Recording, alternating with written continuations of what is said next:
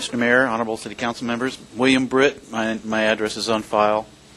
As a court-qualified expert, I'd like to, well, it disturbs me the fact that you refuse to allow a rebuttal to the police, the prosecutors, and the district attorney's statements, most of which were, I believe, misleading, purposefully misleading, in stating that using a caregiver argument and trying to apply that to a collective. There has been precedent-setting cases regarding a caregiver.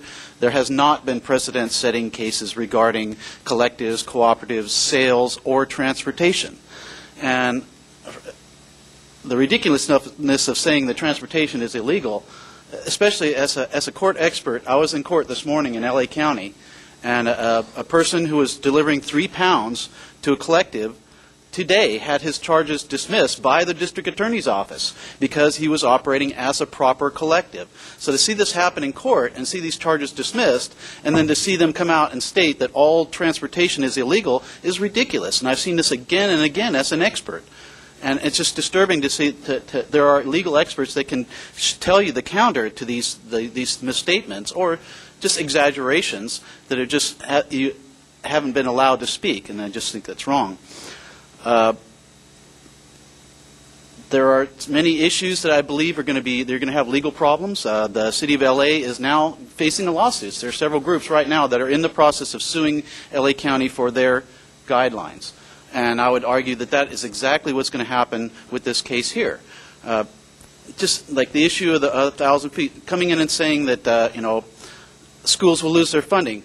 In 13 years of throughout the state, not one school has lost its funding because a cannabis club was within a certain distance. And believe me, there are cannabis clubs within 500 feet throughout the state.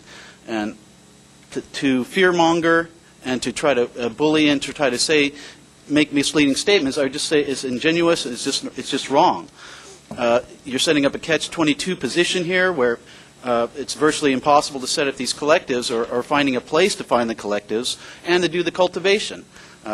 I agree that maybe the police should grow it. Maybe the police, if it's going to be impossible to find the warehouse space for these collectives. There needs to be a place. If the city can find a place, if any of you have property, I would urge you to, but it's not going to happen.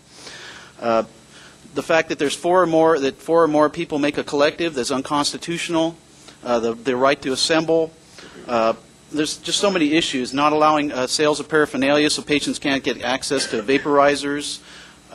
Limiting forcing employees to go out in the street to medicate. If you work someplace for 8 hours, you have to medicate. You have to be able to medicate on site. There's so many different issues in this that are facing constitutional or just ethical barriers, problems. I just really wish you would rethink this and take some more advice from other people.